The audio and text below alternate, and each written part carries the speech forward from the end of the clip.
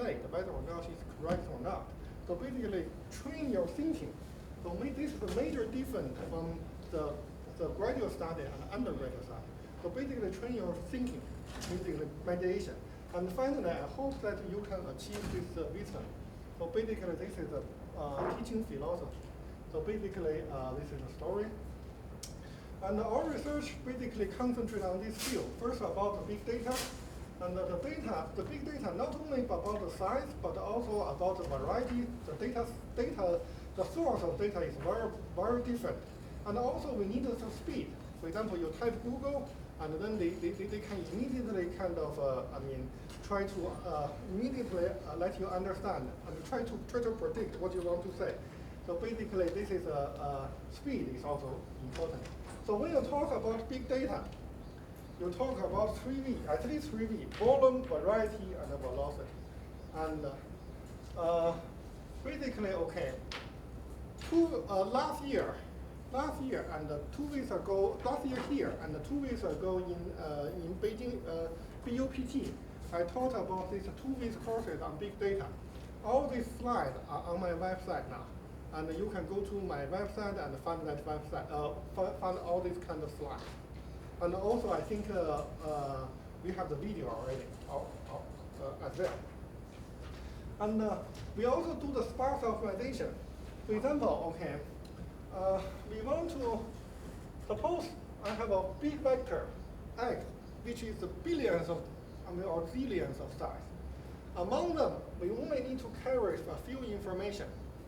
This K is very small, but where is it? You have no idea. And then the size, so the traditional way, you have to sample everything, which mission impossible. Okay, so what you can do is that, okay, you do a random projection with a matrix phi to a much lower dimension. And so your information is mixed. And this M will be equal to K log N. K is a small number, N is a huge number, but log N is a small number, so M is still a small number. So by sampling Y, this M, because the dimension of Y is small, so I can sample very easily sample it. After that, I can use a kind of convex optimization to calculate this X, so that I know where the location of K is. So by doing this, for this sparse optimization or compressed sensing, they move this kind of sampling burden to a computation burden. But now the computation is cheap because the cloud computing, something like that. So by doing this, okay, they can achieve many things. For example, for this NSA, US government, they say that they can monitor everybody's communication in the world. At the beginning, you think it's mission impossible because they have trillions of data per day, right? But in reality, they can do. What they do is that, okay, this is the trillions of data. The information they want is very trivial, very small. So they use a random projection matrix to a lower dimension. Then they calculate where the location is. And after that, okay, they zoom in. They only sample around here. And then they can find the information. So by doing this, they can monitor everybody in the world. So this is how they do it.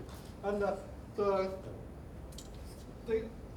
the kind of random projection matrix in this dimension, typically using optic, which is like a prism, this kind of triangle, same thing. So that's the reason the Snowden, this kind of project is called prism.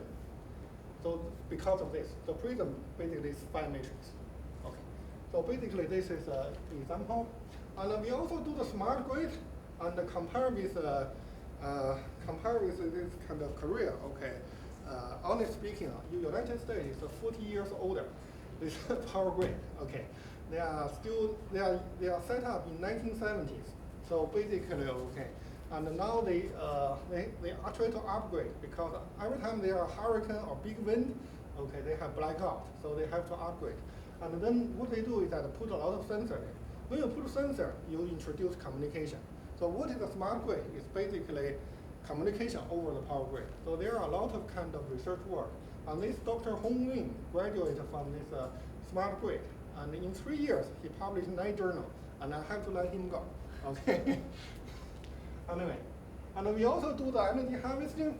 So basically, okay, we have a video, and then we have this energy harvesting, and we have a wireless sensor network without any kind of battery. And then there's a kind of robot which will go around to charging this sensor to maintain the wireless sensor network alive. And also we have RF charging, which instead of like a cognitive radio, whenever there's a prime user is there, they will try to change to other frequency. But we do the cognitive energy harvesting. So basically, we use a multi-arm bandit problem, try to find where is this kind of energy, such as we can cognitive energy harvesting thing. And we have this kind of 5G, and basically, okay, it's basically currently on this kind of track, and we do many things, and small cell, massive MIMO, full duplex. Basically, unlike 2G, 3G, 4G, which is have the unique technology, 5G is look like a buffet, which basically kind of many technology combined together. And also we do the physical layer security, and basically this kind of alternative, so this kind of alternative for the cyber security. And also we do a lot of deep learning things. And so basically here's the overview. And we do this kind of game theory, maybe 40% of our work. Big data, machine learning is another 40%. And also we do another things in the energy harvesting, full duplex, security, and smart grid. So basically, this is our research background. And this is another Martini student. I think many Martini student here, right? And this is my first Martini student. And after graduation, and he kind of posts on his Facebook. He said, "Thank you very much." It's okay. Thank you. Okay. And he posts on his Facebook after I sent everything. He already kind of free. Okay. And he said that, okay, theory is something we know why, but it doesn't work. And the practice is something work, but we don't know why. And in our research lab, we have both, nothing work, and we don't know why. Basically, this is this thing. And also, we take a lot of activity, and basically, we have the boat, and eat, paintball, and you know that, and also many different, karting, and many different things. So basically, what we do is that, okay, whenever there's a deadline, for example, this Infocom deadline, or Glowcom deadline, and after the deadline, we will have some group activity. And for example, last time, we have this archery, this shooting, okay. I told my student, okay, whoever finished the deadline, let's play archery. Whoever didn't finish the deadline, to be the target. So basically, by doing this, okay, we try to together. Okay, try to be happy, at least be happy together. Anyway, so my point is that, okay, in the next few years, I have a kind of opening, and in both graduate student and postdoc, and we can talk if you have interest. Okay. So this is a self-advertisement, and let's come back to the class. Okay, and basically, okay, this is the overview, and today we for the game theory, okay, typically, okay, when we talk about game theory, most people have the limitation about non-cooperative game, and which we'll talk today. But as a matter of fact, game theory is the suite of the different technology, and they have all kinds of things. So here I list how many, 15, 16, something like that. And so basically, you know that there are so many different types fit into the different scenario. And in this class, the purpose for this class is to give you a manual. Yeah, so basically telling you, okay, this type of game fit what scenario, and that type of game fit what scenario, and then give you a high-level concept about game theory. And after that, okay, when you face your specific problem, you think about all this manual. I mean, which one fit you most? And there's no one that can fit everything. It's always problem specific. So the question is which one fit you? And then you go to the detail to find this kind of specific thing. And here I can, because of time limitation, I give you the scope, but not the depth. Maybe some depth, but not that depth. You have to go into detail by the reference I gave to you. Okay, or read a book. A book is more detailed than here. Okay, but overall, I try to cover two of my book, everything in two of my book, and so that I can give you. And also Dr. Lecture1, before I came here, and gave me 2 slides, 300 pages, asked me to present.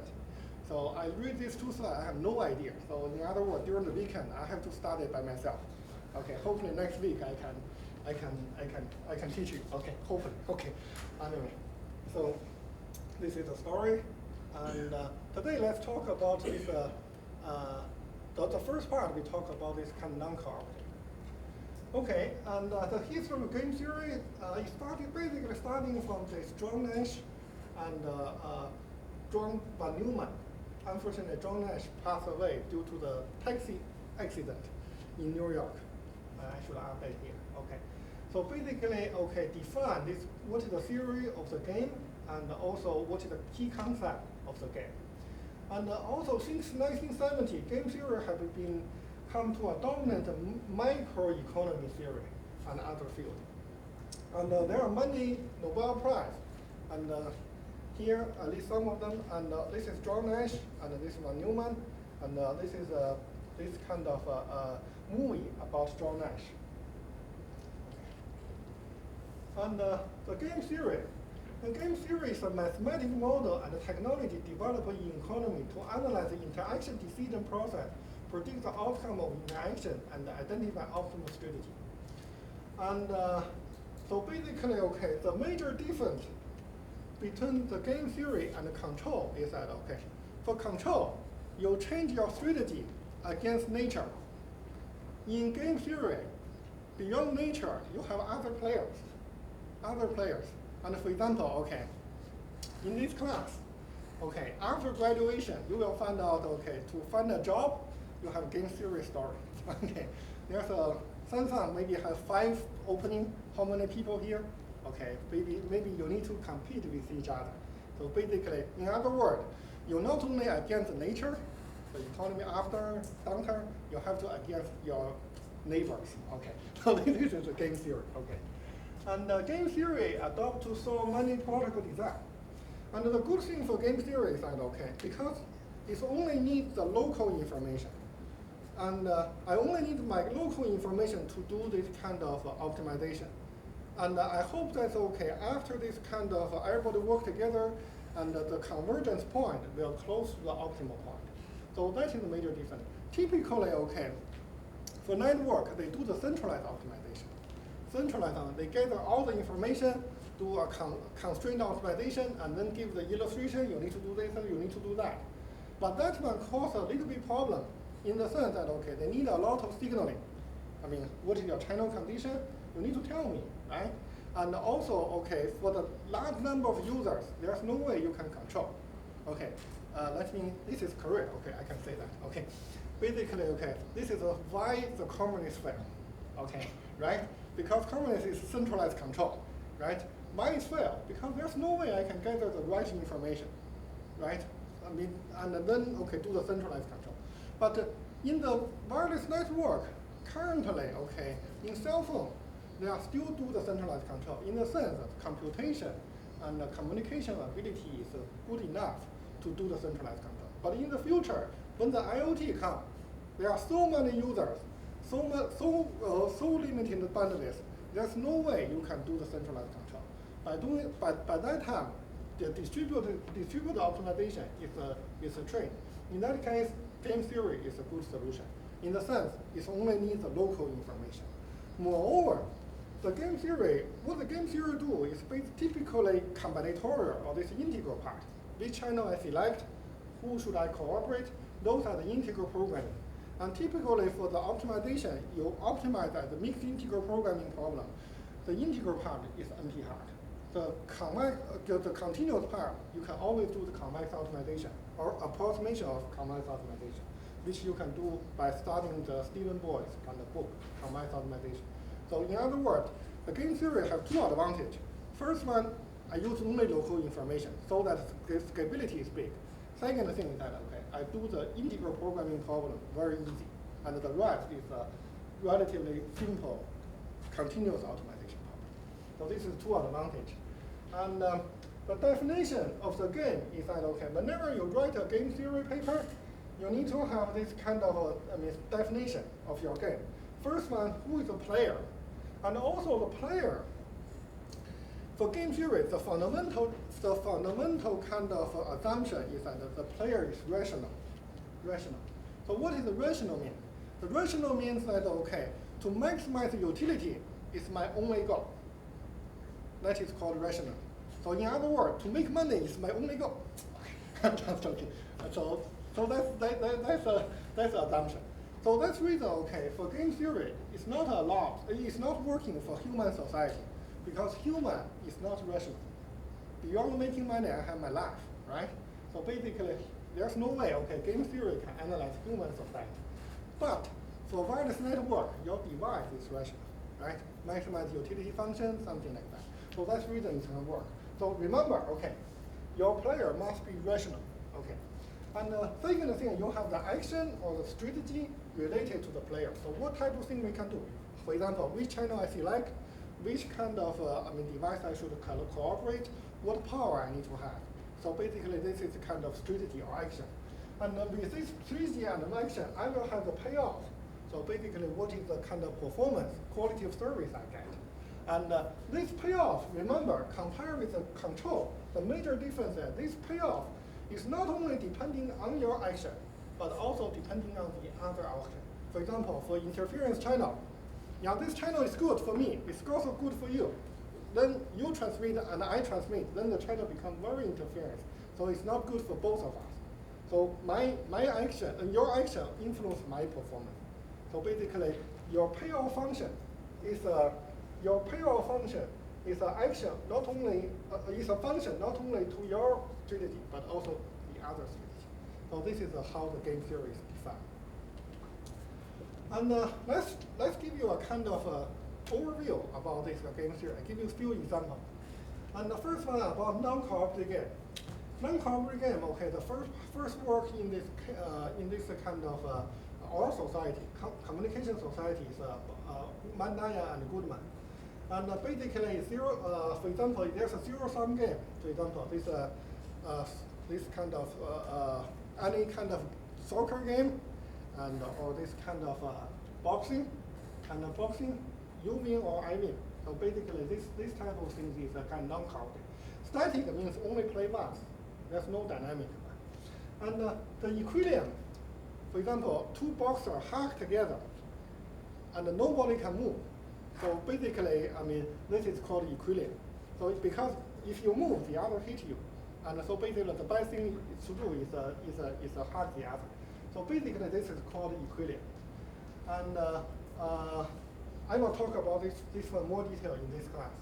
And Virginia Tech has a lot of such kind of work. And typically for equilibrium, the performance is far away from this kind of centralized solution. So this is called price of anarchy, which I will talk later. So the centralized solution and the game solution, there's a gap. And to close the gap, there are a few things you can do. The first one thing is called repeated game. So why repeated game can improve the equilibrium? Because they can use the future punishment as a threat to enforce the cooperation. For example, okay, if you treat me bad today, I will revenge tomorrow. So you'd better behave. So by doing this, okay, they can ensure the cooperation.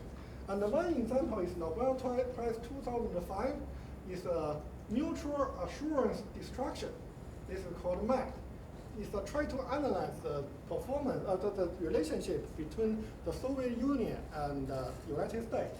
And they won the Nobel Prize because of that. And they say that it's only possible to be Cold War. Because if anybody try to attack first, the short-term benefit will be eliminated by the future punishment, so that okay, nobody can have a good performance. So if you're a rational player, you will not attack first. You will not play non-cooperative first. So this is called repeated game. But the first work is about T for time, and in package forwarding. And there are dynamic game, which basically in your network you have a ODE, you have a dynamic, and then Basat group will try to analyze this one.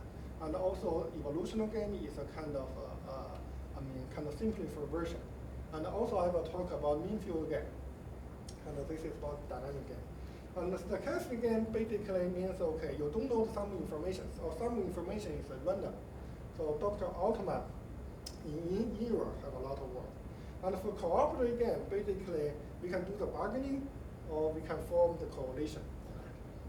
Okay. And auction theory is basically Dr. Meyerson, and who won the Nobel Prize 2007, and also this field professor also have a lot of work. And let me. And because auction theory is too Nobel Prize winning, it's too complicated, allow me to find a kind of video to explain it. It's not working. Then let me directly use it.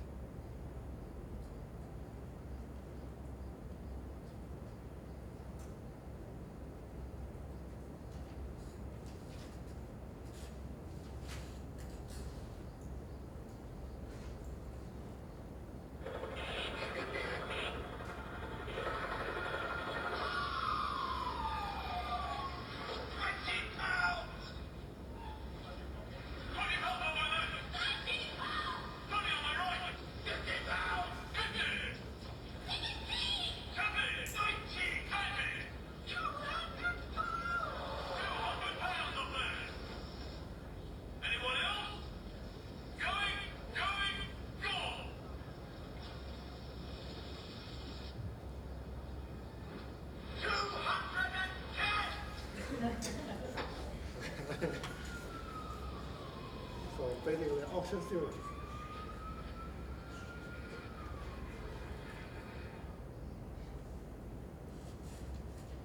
Okay. Let's consider another one, which is called contract theory. It's a Nobel Prize winner of 2014, and basically it's trying to analyze the asymmetric information. For example, now, okay, you know what I want, right? Because I give you the presentation here. And suppose I try to hire you, okay? So what type of student you are? You will not tell me. You will always tell me that, okay, you're a good student, good at mathematics, hardworking, and in the future I want to be a professor. I don't believe that, okay? So the question is that, okay, I mean, how could I design the contract to fit you, such that your interests and my interests are aligned to each other?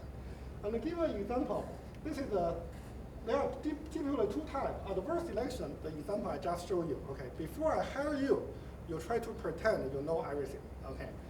And another thing is called moral hazard.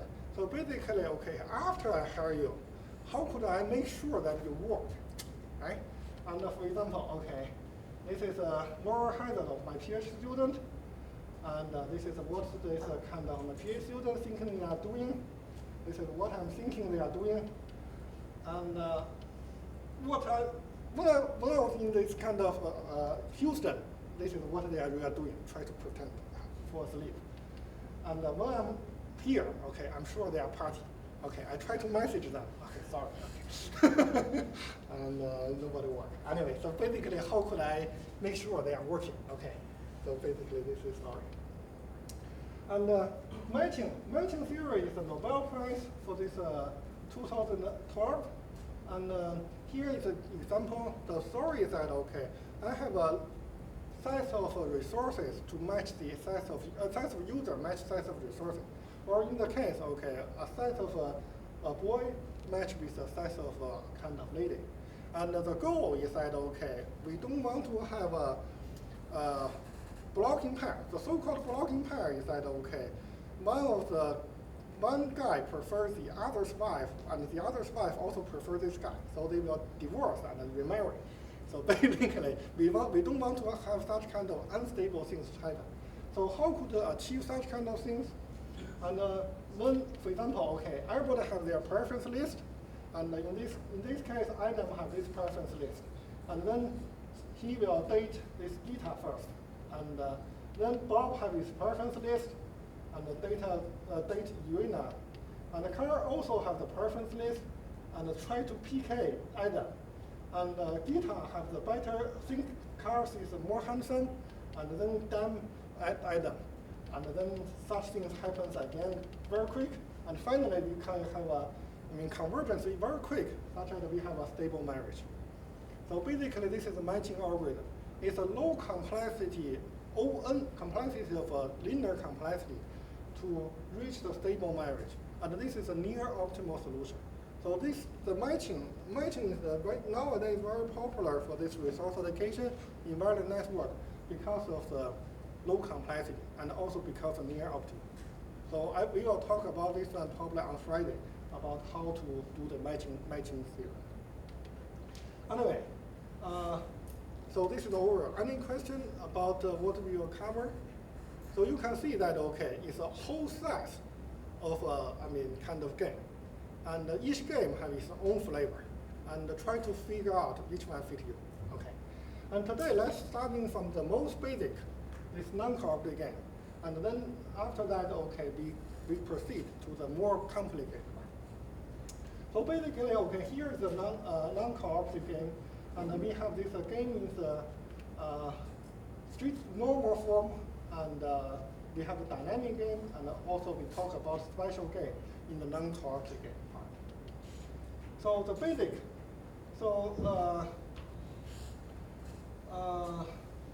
the game is involve a number of players with total or partial conflict interest on the outcome of decision process. And basically, they have several types. Static game, that means the game only played once. Dynamic game, that means game played multiple times. And for example, for the Go or the chess, it's a dynamic game. Okay. And then the normal form is one of the most simple presentation. So basically, we have a set of the player, N, and each set of player have an action or strategy, SI. So basically, which channel you can select, which power you can select, and all these kind of action. And then you have a utility function, mu. And this mu is a function of SI as well as S minus I. S minus I means all the other users' player, the strategy. So your UI function is a function of this S. And also a function of nature, okay? And then you have a complete information and incomplete information. The complete information is all elements of the game are common knowledge. For example, when you play chess, the other's action is obvious, all on the board. So basically, that is a complete information. And the incomplete information, the player may not know the identity of other one. And for example, okay, for the different company, when they compete with each other, the information will not be there. And another example is that, okay, for example, Taiwan, okay. And the mainland say, the US will never say whether or not they will protect Taiwan or not. And then make the mainland, okay, hesitate, don't know which choice to select. So that is the incomplete information of the game. Okay, just give you an example. And there are some kind of game, typically, the most simple game can be represented as a matrix form. And basically, okay, each row in each column represented by the different user's function. And here, the example is a prison dilemma. So you can see this is a matrix form. On the row is users kind of, different users, the user tools this kind of function action. And on the column is user one's action. And for example, the most famous one is the prison dilemma. The prison was caught, two prisoners was caught by the police. And then they are questioned separately, okay? And then if they both play quiet, then, okay, they go to the jail for 1 year because of tax evasion, for example, okay? Because the police have no other kind of story to charge them. And if one player 2, for example, if player 2 say that it's all user player 1's fault, and then the player 2 can apply for this victim protection program, and the player 2 has the 0 penalty, and the player 1 will kind of get everything penalty, 4-year penalty, for example. Vice versa, if player 1 betray, well, player 2 still keep silence, then player 2 get every penalty. And this is the case. Player 1 gets 0 because of victim protection. But if both users kind of against each other, and then the police know everything, right? Then they both go to jail for 3 years. And yeah, so this is the basic thing. So you can see that, okay, because each user is rational, starting from here, obviously any user wants to go to have 0 penalty. So they will move here. But when you move here, starting from 3 smaller than 4, then this betrayed one will also betray the other. So basically this is equilibrium because of rationality. And this is a centralized control. Suppose I have a centralized control. This is a centralized control solution. This is a kind of game theory solution. There's a huge gap between these two. And this is called price of anarchy. Anarchy basically means there's no government. Okay. So one of the major goals for game theory is to design the game rules such that the equilibrium is not too far away from the centralized control. And then, okay, if these two are very close to each other, the advantage of game is that we only need local information. I don't need to exchange all the information. So basically, this is a game theory part. And the Nash equilibrium, the definition. First, we have the dominant strategy, a player spy strategy, strategy that yields the highest utility for the player regardless of other strategies, the other player choose. This is called dominant strategy. So the so-called Nash equilibrium basically means this one. For user's I strategy, this is a Nash equilibrium. Suppose the other is not moving. The other is not moving. If I change my strategy from the Nash equilibrium to any other strategy, then my utility function will shrink. Then I will not move. And for example, starting from here, this is Nash equilibrium. And both users betray each other. If I move, suppose you are not moving. And I move. I try to pretend that, okay, I'm cool, okay. I'm not betraying you.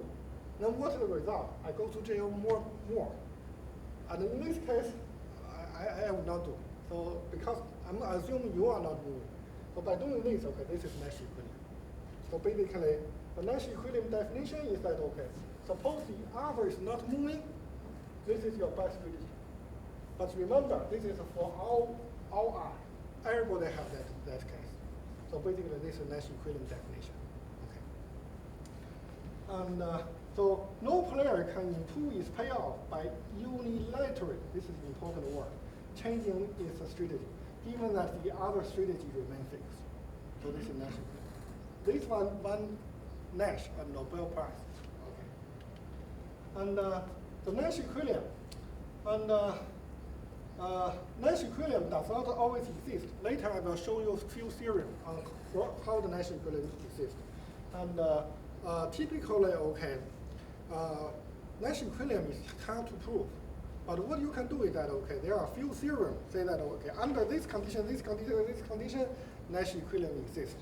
So for your paper, what you need to do is that prove your utility function fits this condition, this condition, this condition. Then cite the paper, and then your game have the Nash equilibrium. So basically, this is what to do. And the typical Nash equilibrium is not efficient, so we propose some kind. there should be some kind of concept for this kind of efficient.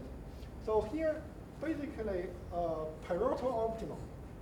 The so-called Pareto optimal means, okay, if you want to increase your utility, somebody must suffer. This is called Pareto optimal. And to give an example, do I have a pen or something? Do I have a marker? It's okay. It's okay. And there should be a marker over here. Marker.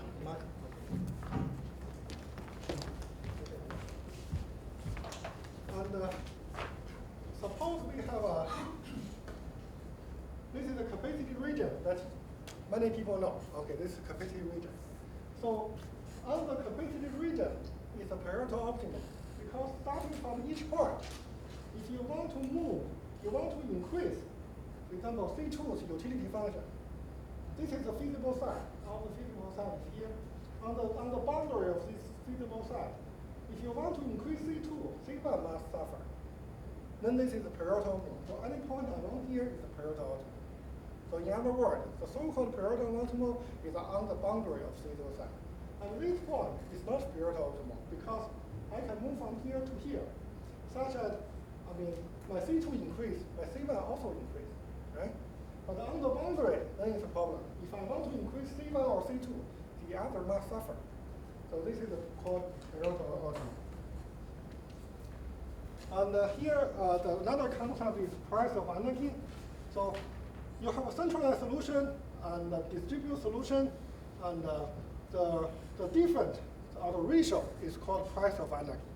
And typically for game theory, any kind of game theory paper, you will have three curves.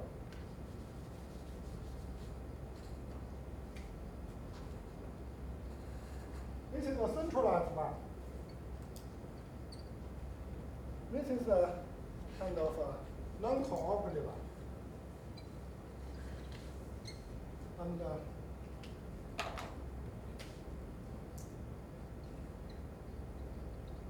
this is the proposed one. So typically you have three curves. Centralized one, you do the constraint optimization, and then you will use whatever solution to solve it. Typically you use Stephen Boy's book, okay. And then you can get it. And for non-cooperative game, okay, this car, you have this kind of very poor performance. There's a huge gap. This huge gap is called price of energy. And then you propose something you have, and then the gap here is small.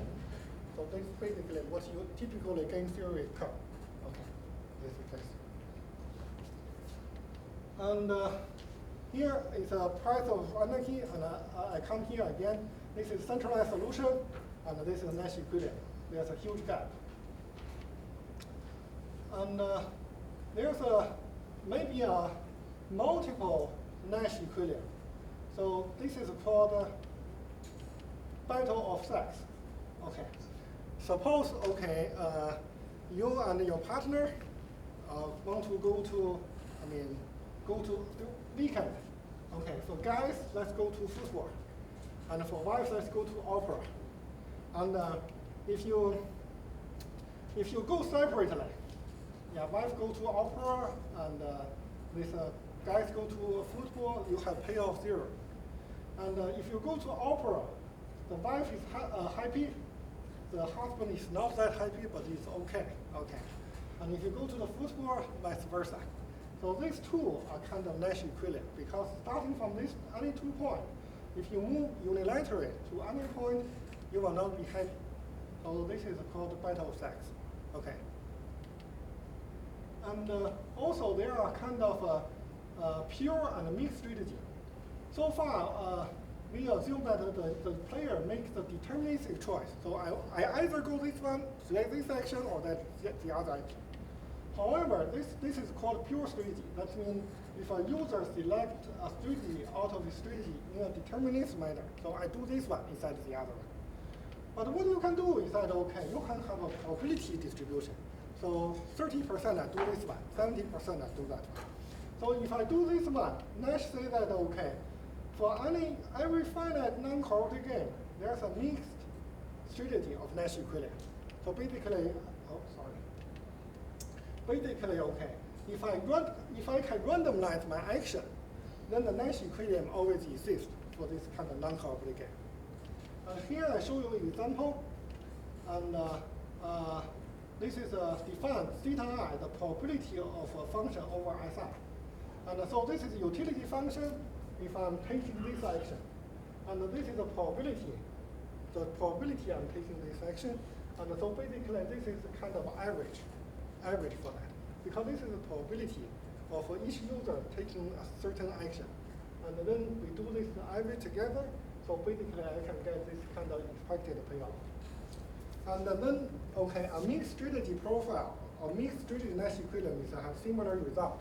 In other words, okay, this action, so which action, how many percentage I take this action, how many percentage I take that action, and then I cannot change that strategy anymore if the other is not moving. Now, if the other is not changing. And this is called mixed strategy kind of thing. So basically, mixed strategy have this Nash equilibrium. And here for beta of x, okay. So here is a two pure Nash equilibrium. And then expected payoff for husband per peaking opera is 2Q. Let's say, okay, husband peaks the opera with probability P, and peaks the opera with probability Q. And okay, P plus Q equal to 1. Okay.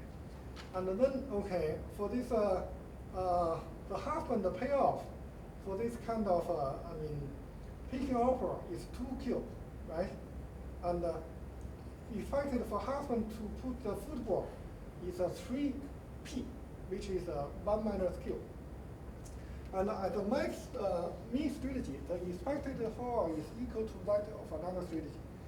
So basically, okay, for the mean strategy, the husband, if we do this one, try to do a differentiation, the husband will pick this kind of opera with a probability of 2 over 5, and pick this kind of football with a probability of 3 over 5, and the wife doing the other way. So that, okay, it mix these two together, and the expected payoff for husband and wife will equal to this one. And this is one mixed integral, a mixed kind of, Nash equilibrium. So basically compare with the previous one. Either, okay, either you go to the opera or you go to the football. Now you can do the random thing with the probability. And finally you can achieve a Nash mixed Nash equilibrium. And this is theoretical. Okay, for gas, this is the only Nash equilibrium. This doesn't exist. That's joking. Okay. And so the algorithm finding this kind of Nash equilibrium. Okay. For general unpaired Nash equilibrium, finding the set of Nash equilibrium is not possible. It's NP hard. So some existing algorithm, there's a fiction play. That means if I play this one, what is the payoff I can do? And utility algorithm with a certain convergence algorithm, and the batch response algorithm, and popular in some of the game, and there are some reference here. And here I show you some kind of example. And action. So basically, okay, this is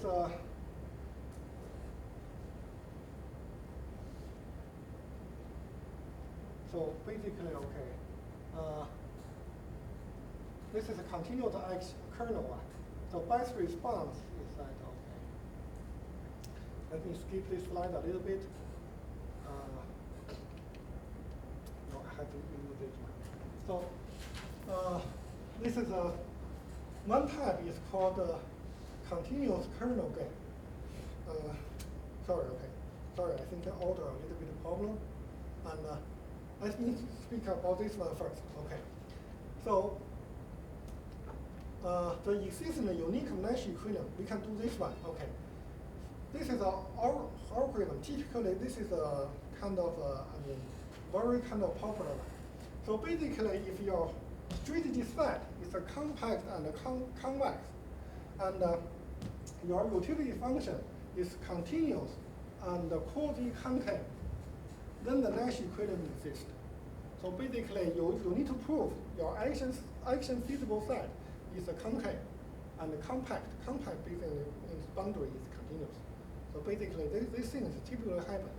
But when you design your utility function, you want your utility function to be quasi-concave, basically going up, going down. You're not necessary to be concave. Quasi-concave is fine. And so basically, by doing this, okay, your Nash equilibrium will exist. So basically, this is again, when you design your utility function, pay attention. So quasi-concave, this is keyword. And for uniqueness, okay, you need to show this kind of diagonal strict concavity. And then if you can show such kind of concavity, then this kind of unique Nash equilibrium exists. So basically, this is proof. Okay, allow me to come back a little bit. And here we talk about this static continuous kernel game. And basically, okay, the best response of player J to the profile of this one is a set of this one. So among this profile, this is the best strategy. Best strategy. I want to say that SI is greater than any other strategy that I can select. And Nash equilibrium basically means, okay, for every user, they have the best response. Okay. So basically, this is redefined. But what I want to hear is that, okay, show here is that, okay, this is a typical signal power control problem. This is the signal to noise ratio in the interference channel. And this power is a P, capital P is a different user's power. And this P is a transmission power for PI user. HI is a channel for IC user. And sigma square is a thermal noise.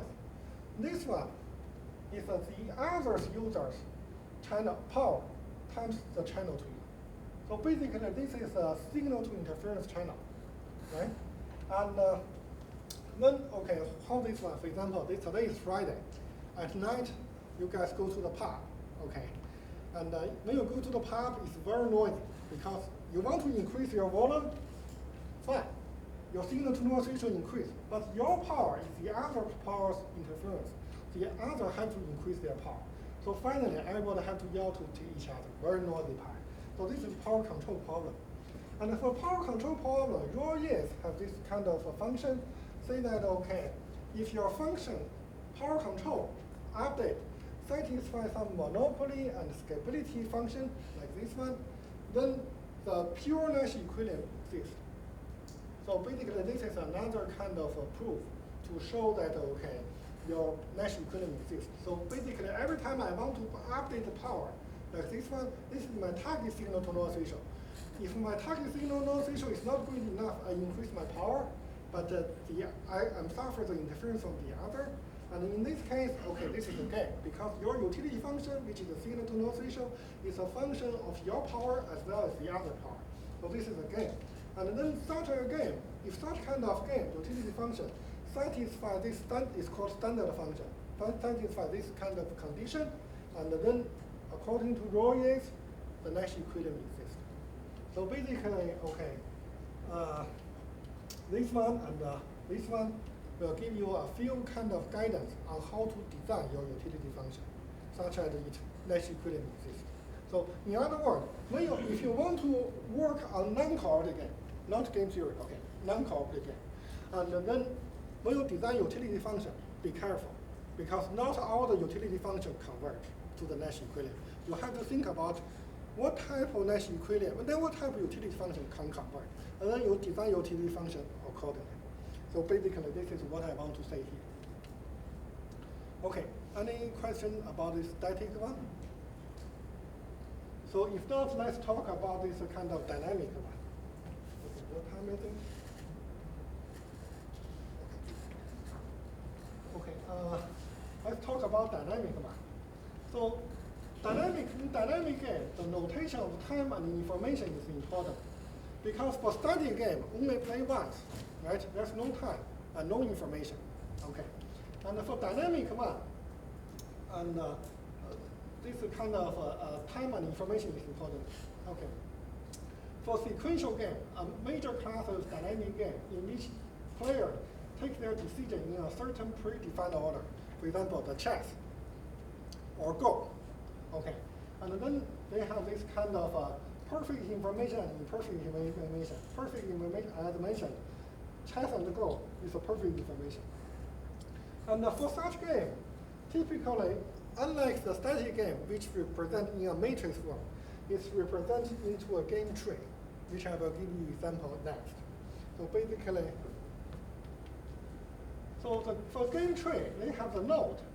The node, they have an initial node and the termination node, and which are the payoff. And for each node, they have the different edge, and the edge represent if the users take the different move. And then they have the information set, whether or not it's a perfect information set or imperfect information set. And then they have the stage for the different step and the history. So here I show you the example. So this is a node. This is a node. And this is the terminal one. And this is the edge. And this is the stage.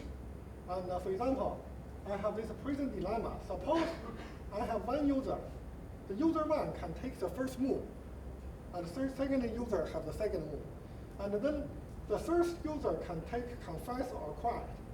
And then based on the first user's kind of action, this kind of, the second user can do this kind of, second step. And for the second user, okay, if they see the first user is taking the confess, then, okay, instead of keeping quiet, which I got -10, I will confess as well. And if the first user take quiet to be cool, and the second user think about it, okay, think about it, and then if I take quiet, I still go to jail for 2 years. But since the first user play quiet, then I kind of betray, and then I got 0, and the first user got 10 years. Then I'm happy. So no matter how the first users move, the second user will confess, will betray, right? And then the first user is not stupid, okay. Then the first user think, okay, since no matter what I do, you will betray me. Then let me compare with -10 and -5. And the -5 is better. So I will betray you at first time. Because no matter how, you will betray me. So basically, this is how they think. So you can see, okay, by doing this, it's become a dynamic game. Okay, give you an example. And so this game is typically in the extensive form. The extensive form gives only the minimum amount of information necessary to describe the game. And the extensive form gives additional detail about the game. And every extensive form game, there's one and only one corresponding normal form of game. And anyway, this is some property for that. Okay. And here, okay, let me, okay, by the way, okay, before I go to proceed, and for all the slides, in the morning, I will send to, maybe send to you, and could you mind send forward to the other? Because every day I try to prepare. And then, okay, and so you will have the slide. And after I go back, on the 22nd, I will put all the slides on my website. But now I haven't put them because Dr. Chuan Wing gave me some new assignments. I haven't read them yet. So basically, I haven't finished all the slides. So after that, I will give to you. But in the middle, okay, before each day, okay, I will send you those first slides. Anyway, so in order to analyze this type of intensive form, the major concept is called subgame. The subgame means a dynamic consists of a single node and extensive form, and basically represent starting from this part, starting from the end, any point to the end. This is called subgame. For example, from here to the end, this part of the game is called a subgame. And think about it, okay. Let's think about it. Suppose the user 1 play quiet, then the user 2 will play confess. This is the best thing user 2 is doing, right? This is a kind of best optimal solution user 2. So basically this path is basically kind of subgame perfect part. So this path is the perfect part. And also starting from this path is this game. The overall is a game. This is a subgame. This is another subgame, right? Another subgame. And for this subgame, the optimal path is this path. For this subgame, the optimal path is this path. And then from the end, I want to come back. The overall game is also a subgame, right? Also a subgame. Then, because for this subgame, I know this path and this path is optimal. When I come back to this path, because I know these two paths are the optimal path, then the user 1 will select this one as the optimal path. So finally, this path and this path will be the final solution. So for such kind of dynamic game,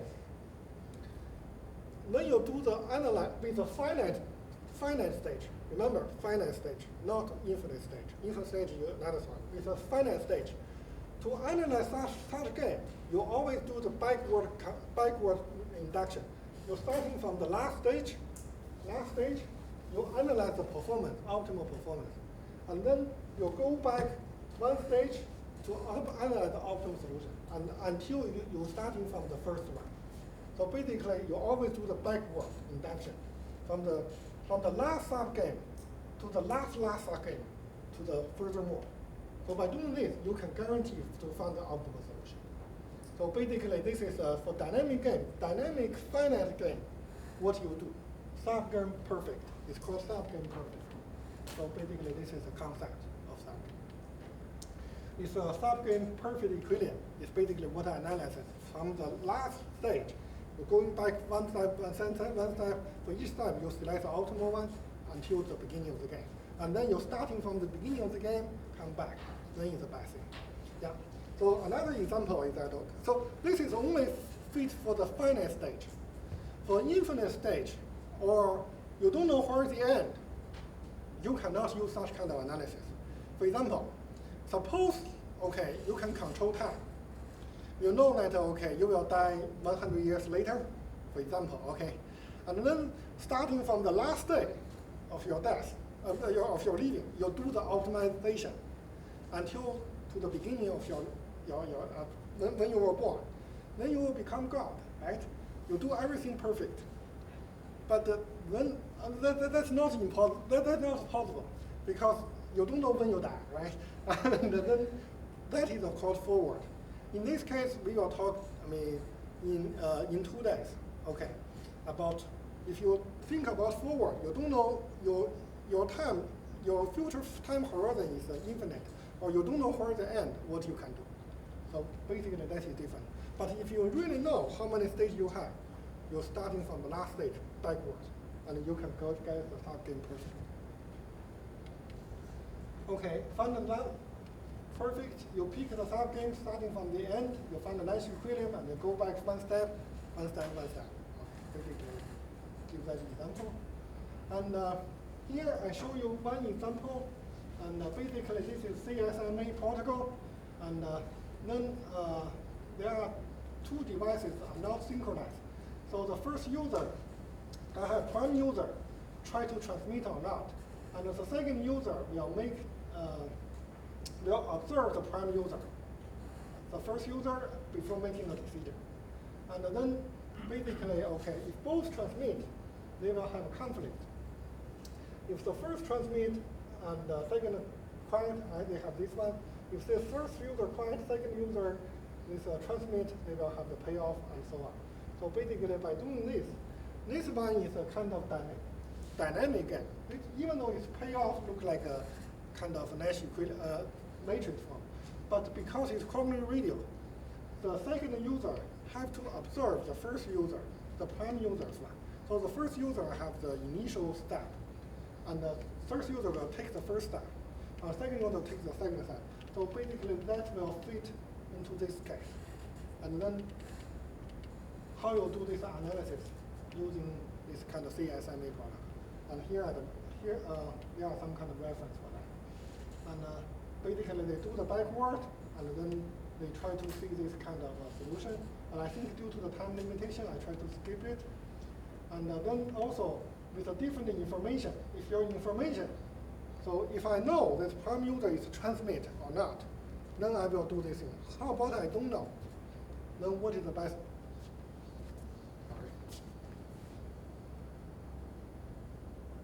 What is the strategy I need to do? And that will make things a little bit different. And basically, okay, they have this one. So here, the subgame perfect.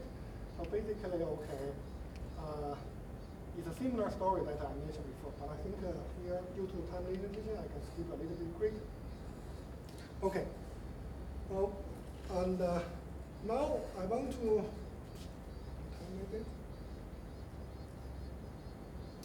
So let's continue for another 30 minutes, and then finish this one. So let me try to finish this one. Okay, and this is a kind of cycle. This is a kind of dynamic game. And now let's try to.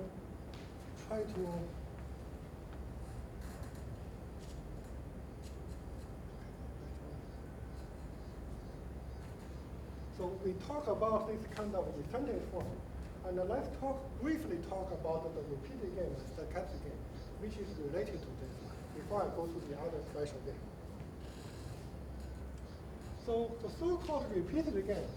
So the previous one, the previous one say that okay, that you have a finite horizon, then you're starting from the last stage, come back. How about you don't have? Then you will have a utility function like this one. You're starting from this time now to the infinite. And this is your utility function. You have to have a beta. Beta is called discount factor. It's less than 1. Less than 1. And basically, okay. For example, okay. Why you have to have this one? If there's no beta, this one is unbounded, right? And also the physical meaning of beta means, okay, 100 years ago, $1 means a lot. I shouldn't touch it. Okay. 100 years ago, $1 means a lot, but now $1 is much less because of inflation. So basically, this beta means inflation. That means the current one is more important than the future one. Okay. So that's the reason you have to have beta. And so your utility function looks like this one is infinite horizon. And in this case, what you do, right? So according to Flock theorem, that means if your utility function like this one, then any feasible solution you can enforce. You can enforce any feasible solution in this kind of feasible side, you can enforce. That's a good story. The bad story is that, okay, they never say how to achieve it. Just like channel capacity. They say, okay, you can achieve this one, but how to achieve it, nobody knows, right? And then, okay, there are some kind of a solution which is called T for time, or this trigger strategy. Basically means, okay, let's cooperate together.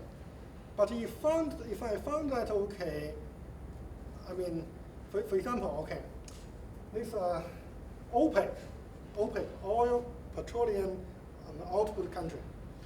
And this is a kind of cartel. And everybody look at this kind of oil price. And then oil price is too low, then we have treaty, let's reduce this oil production so that the oil price is going high, so we can make money, right? But if any country make a little bit more kind of production, they earn a little bit money, but then the price going down. Right, price going down. The other will try to feel, okay, you don't play kind of a cooperative. And then what the other do is do the punishment, right? For example, they try to punish Iran, they punish Venezuela, and a few months ago, they tried to punish Qatar. And officially say that, okay, they are not human, kind of, violation of human civil rights. In reality, okay, they just produce a little bit more oil, and the other is not happy. So basically this triggers strategy. So let's play cooperative. And at first, if I found you play non-cooperative, then I will try to punish you for a period of time. And so that such kind of period of time, make sure that okay, your short-term kind of benefit will eliminated by the punishment. Your short-term kind of benefit will eliminated by the period of punishment, such that you don't have an incentive to deviate from cooperation. So this is basically a trigger strategy. And it can achieve better than the Nash equilibrium, but from centralized solution, it still cannot achieve because there's a fourth kind of pricing war. Sometimes the price drops because of nature. And then, okay, for example, for the coal price, they drop suddenly. Why? Because China changed from coal to the gas for the heating. Such that, okay, after they changed from last winter, they changed from coal to gas. So last winter, you guys have less pollution, right? A little bit less. Okay, I'm sure this winter you will have much less pollution because China will move from coal to gas. And what happens? The coal price drop a lot. The gas price, triple almost. And because I came from Houston. Houston is the energy capital of the world. So there are so many companies, booming up because China trying to change to gas. So basically, anyway. So nature will make some kind of random thing. So this will make this kind of trigger strategy not perfect. So basically, this is one example about this repeated game. If you have an infinite horizon, and there's a stochastic game. Basically, okay, your information is a probability, and then what you can do. So here, what you can do is using the Markov decision process, and then try to do the Bellman equation, which I will talk later. Which I will talk in a few more class. There are too many things here, so I skip now. Okay, let's briefly talk about this other special type of game which fall into the non-cooperative category. And then next we will switch to another topic. So the first one is about potential game. So the potential game is a special class of non-cooperative game, have a special structure. So it's a non-zero-sum game in which the determination of Nash equilibrium can be equivalent posed as a maximization of single function called potential function.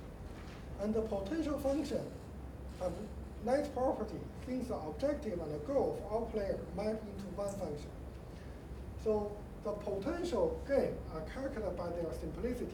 So in other words, okay, I have potential function. This potential function, every time you move a little, each you have a nice property that each user's utility function change will map into one function. Even though you have multiple, because for game, typically everybody has a different utility function.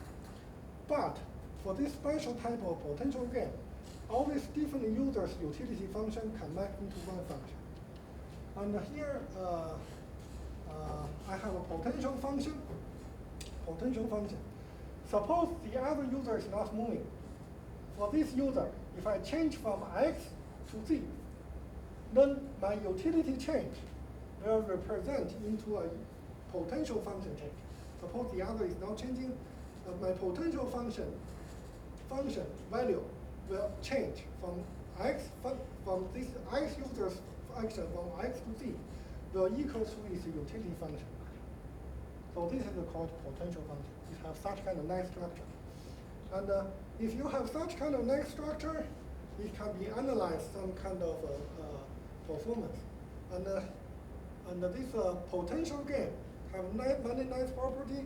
For example, have a pure Nash equilibrium, have this kind of convergence, and also, anyway, so Nash equilibrium is unique.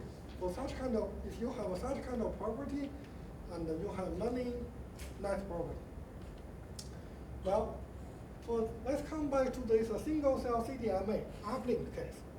And this is signal to noise ratio, and this is a channel transmission power, channel gain, thermal noise, the other user's function. And then we can define a potential gain function. Potential gain function as a log function of the maximum power. So maximum power minus this kind of current power. So here, we want to do a power minimization problem. So we want to minimize the power under the constraint your signal to noise ratio is greater than a threshold.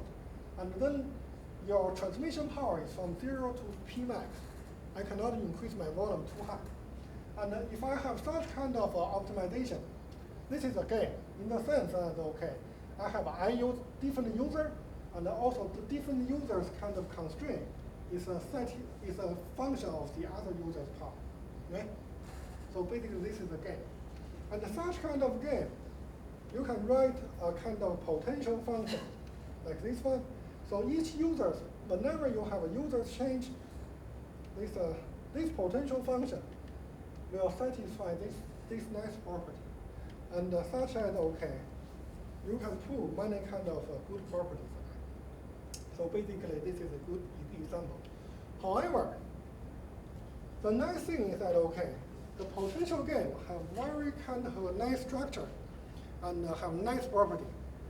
But in order to achieve such kind of property,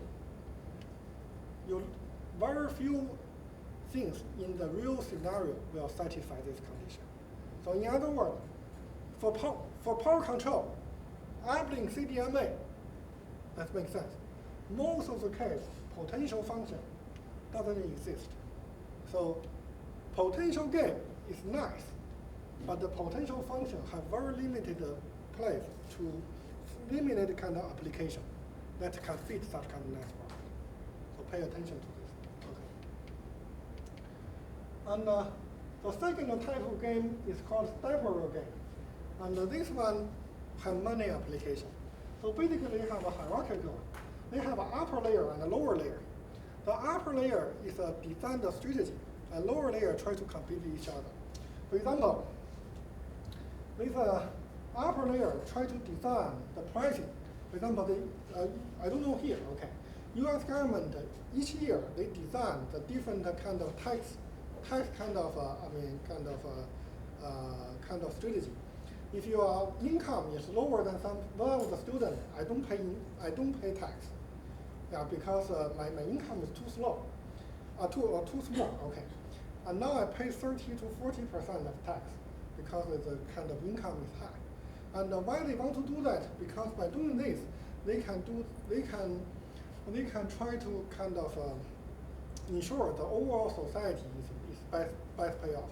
Because when I was a student, if they charge me 30 to 40%, I don't have place to live, right? And I cannot eat food, right? Something like that. So here they have a higher layer to design a kind of pricing mechanism. Based on this pricing mechanism, the lower layer kind of player try to compete with each other to achieve a Nash equilibrium. For this lower layer Nash equilibrium, as I mentioned, Nash equilibrium may not be the centralized solution, may not be social optimal, right? So the goal for the upper layer player is to design the pricing mechanism such as the Nash equilibrium will achieve the social optimum. In other words, okay, they want to design the pricing mechanism from the upper layer such as the lower layer, the Nash equilibrium will reduce this kind of price of anarchy. So this is the goal for that. And then another example is that, okay, in Hong Kong, everybody pay 15%. It looks like it's fair, right?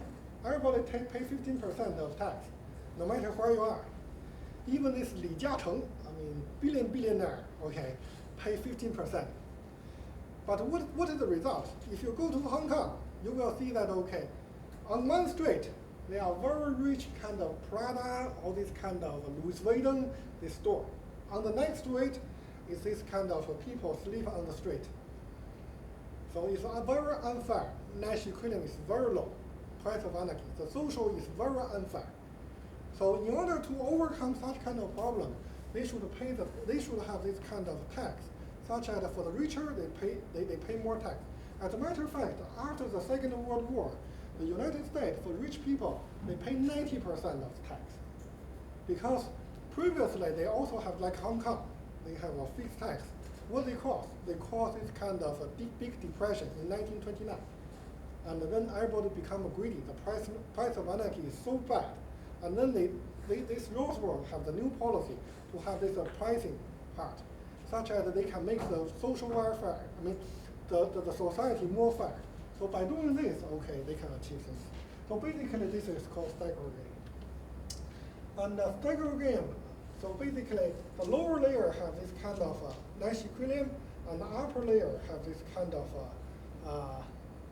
upper layer have some kind of design pricing.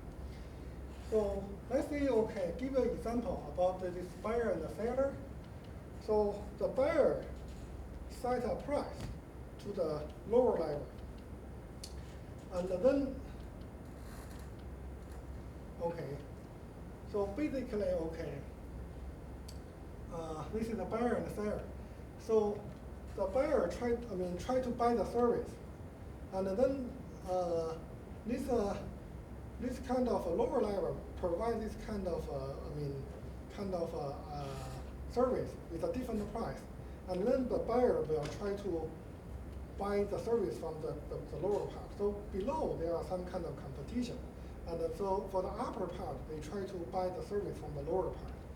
So basically this is another example to have this stagger game over the different layer for that.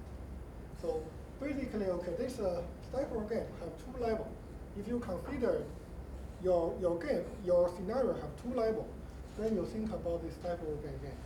And I will talk about for stagger game, there's only one leader and multiple followers. And later I will talk about multi-leader and multi-follower. So basically, if your scenario have the multiple layer, you can think about such kind of game. And such kind of game typically can achieve better performance. Okay. Anyway, and here is an access game again, and basically stagger game, and this is a payoff function, and the first user can take this kind of advantage to teach the second user. But anyway, I think that, due to the time limitation, I can skip. And another type is called correlated equilibrium. So what is the correlated equilibrium? Let's see the example. Okay, let's go to here first. So the correlated equilibrium like this one.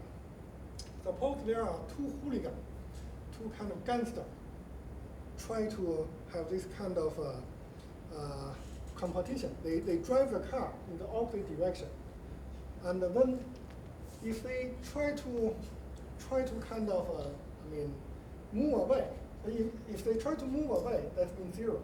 If they keep on, it's 1. And if both move away, they get payoff 5-5. Nobody looks good. But if this guy, if the one of the guy move away, the other is not moving away. The one that keep on the track will have higher payoff. The other looks bad. But if both try to have a keep on the train, keep there, then they will have a head-on collision, and both will die. So basically, this is called chicken game. So why it's called chicken game? Who will look like a chicken? Who will become look like a chicken to have this kind of not bold enough to keep on the track. So this is called chicken game. And then for mixed strategy, for this kind of Nash equilibrium, this is a pure Nash equilibrium. For the pure Nash equilibrium, and this is either you keep here or keep here. One of them move away. This is pure Nash equilibrium. For the mixed strategy, this is a mixed strategy with certain probability, and different people play different probability. But for the correlated equilibrium, basically I can try to, if I know that if I know your kind of strategy, I can optimize for yourself from your side, such as I can do a better performance. So in other words,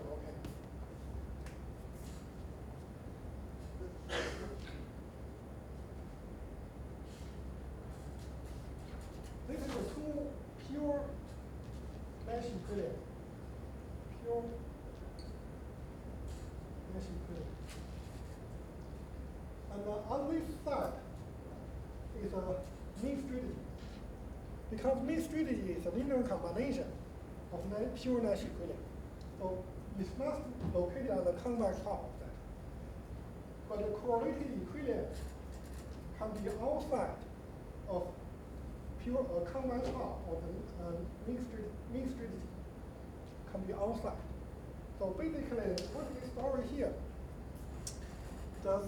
The correlated equilibrium basic story is here, like this one. If I know your strategy, I know your rational, and I know your performance, then let's behave like a kind of a smart guy. And then instead of playing non-cooperative, if I know that you are rational people, then we can achieve the correlated equilibrium outside this kind of non-cooperative. And this part, I assume you are also cooperative. If you are rational, then we can achieve the performance better than here. So this is called correlated equilibrium. And we have some work on this Cochrane radio. And the author here, the inventor of this correlated equilibrium also won the Nobel Prize. He's an Israel guy, anyway. So basically, this is correlated equilibrium. And another type is this, excuse me, is this sum modular game.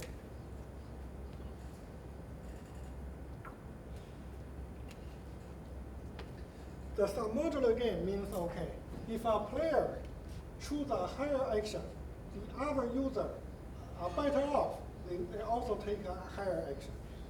So some modular game has such kind of definition, but what I can say here is that, okay, for example, power control in CDMA, if you increase the volume, then your power is interfering to the other. The other signal to noise will drop. The other also have to increase their power. And in this case, the power control problem typically a sub-modular game. And another example, another show is the dog barking effect. So basically, in the early morning, you go to a village, you wake up one dog, then you wake up the whole village, right? The same story. And then, okay, for such kind of, if you can formulate the game into a sub-modular game, there are many kind of beautiful property you can have. So in other words, when you come to the power control game, power control part, you think about sub-modular game. They have many kind of nice properties. And finally, let's talk about this wardrobe equilibrium. So wardrobe, basically, the impact of one user on the other user is negligible. And then, in this case, what you can do? So basically, okay, for this kind of thing is called wardrobe equilibrium. And we will talk about this one later in this kind of mean field game. So for wardrobe game, basically the story is that, okay, you are so trivial, your action will not affect the other. And then in this case, how can you analyze? And for mean field game, everybody competes with each other. It's so kind of complicated. Then what I can do is that, okay, I can assume the other as a field. Then this field will affect like a nature, okay? This field, all the other users kind of action will combine together as a kind of field, which I treated as a nature. And this nature will affect my behavior. On the other hand, my behavior will influence this nature, this field. And this field, when I take this action, this field will also change a little bit. And this field will also, then the other look at this field will also affect the other. So by doing this, you can do the analysis for a big number of users. Especially for the number of users is very large. In this case, you think about the wardrobe game or mean field game. Okay. So basically, this is a wardrobe equilibrium. Anyway, so those things are small things. So overall, the non-cooperative game is the most basic one, and you need to very carefully design the utility function, typically quasi-concave function. And then you have the incentive form, and they have different types as an example. For those examples, I will talk about more detail in the later. And then this is a book, The Price of Anarchy, what you can do. And basically, okay, this is a summary. So Anyway, I think it's a long lecture. So let's come back 10:50. Let's come back maybe 20 minutes, and maybe 10, sorry. Let's come back like 10:45, okay. And then let's talk about the next one.